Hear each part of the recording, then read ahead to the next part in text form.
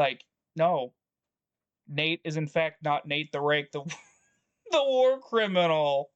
All right, so this episode we're covering Bethesda once again because I want to get some more of that sweet, sweet algorithm views. On top of the fact that I just didn't find the footage all that interesting. I was gonna do another topic. Well, there was an interesting bit, but I couldn't really stretch that out to 10 plus minutes of me talking. So I decided to go with instead focusing on Bethesda, or as they're also known as Bugthesda, and the stagnation of their overall stories and development over the last. Well, let's see, Fallout 7. Nope. Fallout 3 came out in 2008. I was thinking about 2007. But yeah, anyway. So, first off, Bethesda's history of bugs in their games. Well, let's see. Where do I start? I didn't play Daggerfall or Arena, but I have played Morrowind, and there's a fair good amount of bugs in Morrowind, and I'm not just talking about the ones that try to kill you. Wait, some of the bugs do actually kill you. I mean, some of the glitches do, in fact, they can actually kill you. So, let's see. I'm trying to think of some of the biggest bugs from Morrowind, because I played it on the 360 originally, but then I started playing on PC and got all the patches and stuff that fans made to help fix it up. I'm trying to think of the worst bugs. Admittedly, ironically enough, I've been super lucky with Bethesda's games. I've had the least amount of crashes and other issues that other players are afflicted with. I'm straight up trying to remember. I'm trying to remember something I did over a decade ago. What are some? I've read somewhere that initially the sun could have turned black and did horrible things, but that was on the PC on certain graphic cards or whatever back in the day. I can't really think of any super noticeable ones. Missing items and such. Clipping issues. Probably AI. I've seen the AI do some goofy shit before. Let's go on to Oblivion. Yeah, Oblivion. Let's see. Just straight up glitches. I can't. Yeah, like I've said, I've actually not experienced. I've had crashes, but not every session like some people do. I've had maybe a crash every 8 hours or so. I'm trying to think of the buggiest games that I've had. Mostly it's when the physics goes wonky. But the thing with Bethesda's engine, and I've said this before, it's part of the whole their immersive sims, is that the ability to move things around in Bethesda's games is exceptionally fun. Not a whole lot of games let you just grab stuff, even if you're just grabbing it and putting it in inventory. A lot of the things you can still move around, even if you can't put it in your inventory. So let's hell. What are some straight Skyrim? Skyrim's got to be one of the buggiest ones, right? I mean, going into space because a giant hit you with his big fuck off hammer. Dragons. I want to say I've seen dragons fly incorrectly. Rather well, Fallout 4 also kind of buggy, but the biggest example there that I was reminded of is the vertibirds. The vertibirds being piloted by kamikaze pilots. That also, it's mostly just because the AI behind the vertibirds, from what I remember, is the Dragonflight AI from Skyrim, which explains why they behave the way that they do. Right. Now, these are all the games made by Bethesda themselves. New Vegas, of course, had a lot of bugs, but though if I remember right, the QA was done by Bethesda. So maybe Bethesda's QA workers are just not. I don't know. It's probably it's issues of corporate greed.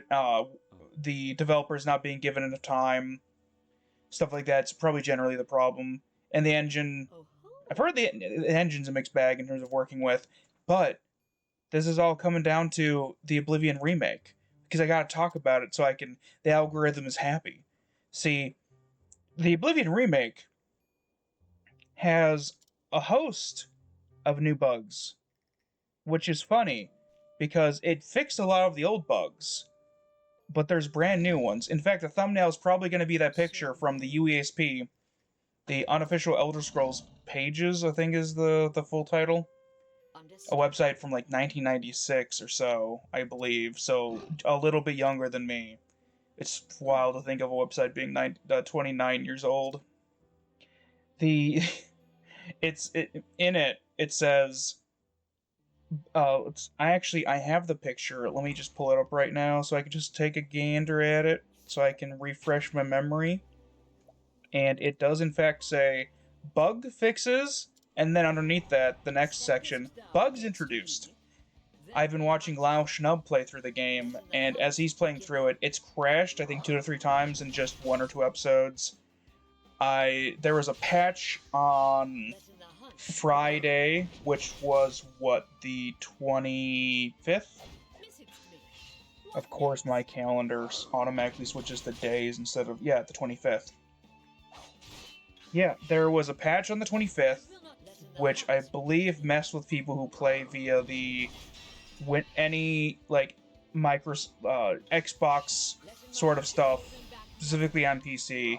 So if you're playing it through the Xbox Game Pass or through their, what is it, the Microsoft Live Service or something like that? I don't know what where you get it from their website, where it's through Microsoft/Xbox, but it's on the PC. And I guess it just, for a few days, people's graphic settings were all messed up, and since the developers of the remaster over in France, they didn't fix anything on the weekend since they have really good labor unions, and they don't gotta work on the weekends. Good for them, not great for people who were trying to play through the game without it. I think I heard something about stuttering and the like. But yeah, I'm trying to remember some other, because I wrote down some notes, and one of them was that some of these should have been caught in QA from memory, minus that one patch. It just, overall people playing, is that the light spell doesn't work if you're in third person. Or hell, I think you have to be, in general, I believe he used it, and he had to go, was it doesn't work in first person? Basically, he had to go in the third person and then back into first person in order for it to work. Which is wild. And it's just small things like that that players should have caught during QA. So I don't know if they were just under some crunch or what. Like, they just couldn't fix it. I'm wondering how much of this is because of the Unreal Engine, because it itself has some issues that are cropping up in Oblivion that apparently are fairly well known amongst the games that use Unreal Engine 5. I believe it's 5. Moving on, so it's turned out fairly well overall, which is funny because there was another remaster that I was kind of excited for, the GTA Trilogy, which turns out not great. It was, I want to say it was outsourced to some studio that used the mobile ports of it as the base, and then from that kind of messed things up further. The rain was all bad. Weren't some of the textures all messed up too? I didn't play it myself, and it's been over a year since it released, so I haven't seen footage in a while. But I remember being like, man, I don't even know if I want to get it at this point. I might cover the trilogy on the channel one day, but I'm not quite sure yet. And we're going on to the second half of the episode's topic, which is the stagnation of their writing, which has been going on since, oh hell, was Oblivion 2006? I didn't write that down. I think 2006. Let's say 2006. Alright, so the main story. I don't believe Emil, guy last name, can't pronounce it. I don't know if it's Greek. It might be something Italian. It's something I can't pronounce. My speech impediment gets in the way of that. But anyway, what's wild is that he apparently started pretty strong. He was the guy behind the Dark Brotherhood questline in Oblivion, which people adore. It was pretty good. Like, it's got some good shit in it. But the main quest wasn't anything to write home about, and overall the player didn't have a whole lot of input via dialogue. Skyrim had more than Oblivion did overall, but the Bethesda games aren't really known for their interaction with the world via talking to it or even really using your skills, because the skill check stuff from New Vegas is an outlier, but that was made by Obsidian, so it makes sense. I would love if they had more things like that, because Obsidian proved that you can have a fully voiced game use skill checks in it. Like, that's not the issue. It's design as an issue, where they're just not putting the effort in. I don't know if it's just orders from on high not to put in skill checks or what, but it would be really interesting to see in the next Elder Scrolls game. I mean, I know we're not going to fucking see it because they're not going to do it. But if there could be skill checks relevant to the skills in the Elder Scrolls, like that would be really cool to see. But I don't think we're going to see it. So the going on to the stagnation of the stories and such. So Oblivion's main story, nothing super outstanding in terms of writing. A lot of it's influenced by just Todd Howard saw the Lord of the Rings movies and everything went bad from there. So Cyrodiil in general got kind of neutered in terms of lore and all that. It got more generic medieval fantasy, just very like there was so much weird shit in the Elder Scrolls. I can't wait to get to Morrowind so I can talk more on that. That's gonna be some good stuff to really just dive into. It's my favorite terrain. Yeah, going on from Oblivion, Fallout 3. I believe Emil wrote the main story. It it's decent, but it's not. It doesn't. It's not especially. It's kind of just a rehash. Was it a rehash of like one in terms of it involves water and a Gek again. They reused the Enclave and the Brother to Steel. They brought those back over. They had to transplant them from the West Coast in order to do so. Tis true. The overall world just and this is there's only so much you can blame the head writer if he wasn't in charge of world design, but for how nuked DC was supposed to be and just how people haven't really people live in trash heaps where they don't clean garbage off the floor. That's a thing that's consistent throughout the Bethesda's Fallout games, and it's always just like, man, you can't use a broom. Let's see, moving on from Fallout 3, then it's Skyrim. Skyrim's got some decent stuff, though they did neuter the lore there again. Dragons are supposed to be kind of like angels of Akatosh, with the what's the proper term for them? Jills. Jills are the time-fixing dragons that show up during a dragon break, which I've heard some people describe as being more accurate to call them dragon repairs or something like that, because the thing is, the dragon being involved is the dragon showing up to fix the problem, which is one of the biggest ones, at least that players directly got involved with, was the Warp in the West, which it was like 7 or 8 endings to the game all happened at the same time. And so, dragons had to step in and be like, well, we got to patch time together. It's in 8 different streams. We got to patch it down into one.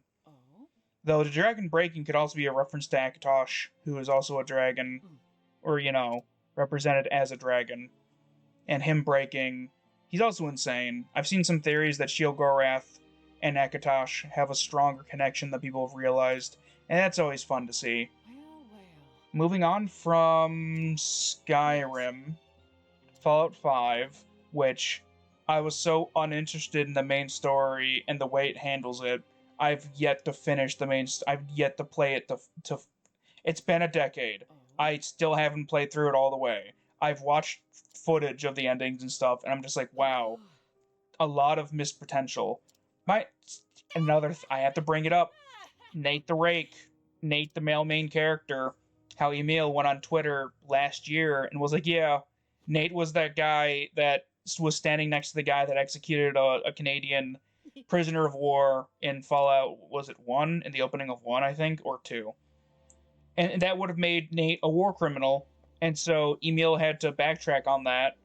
And I don't think we should take the word of a dude who didn't work on those games. Like, no. Nate is in fact not Nate the Rake, the the war criminal.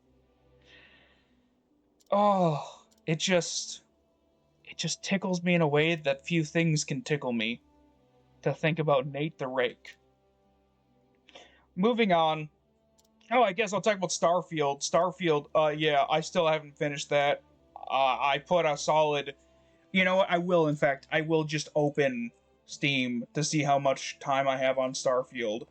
It came out after my old man died, and I was like, oh, I really wish I could have played that with him. And then I finally played it a bunch. I'm like, man, uh, he might have liked it. He doesn't shoot things much. Starfield. How much time do I have? 100.4 hours. And I would say a solid 75 of those hours is just in those randomly generated buildings that I don't give a shit about. So yeah, that helps give you an idea of my thoughts on Starfield. I might eventually play it on the channel. I don't know.